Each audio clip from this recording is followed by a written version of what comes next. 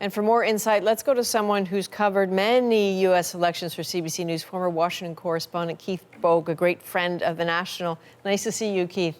So it appears to be trending towards a Biden victory. I think there's all sorts of asterisks on that. No one is there yet. But in the event that is the result, what would that victory feel like for Democrats?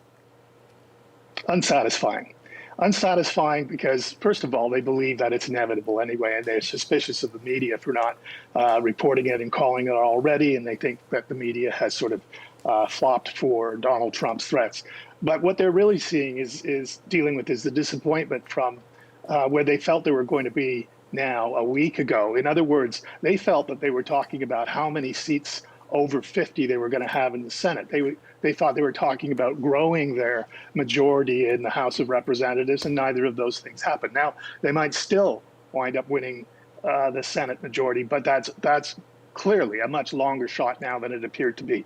And so you remember those debates that the party was having in the final couple of months or a few weeks of the campaign about whether they should introduce what some would have considered radical reforms, such as should they stack the Supreme Court, or should they end the Senate filibuster so they could be more forceful in driving their own agenda through.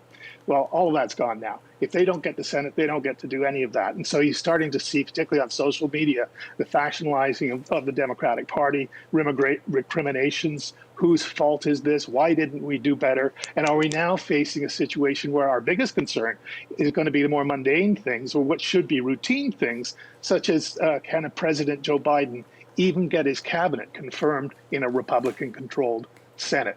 Much different conversation than they thought they were going to be having. And they haven't even got the job yet.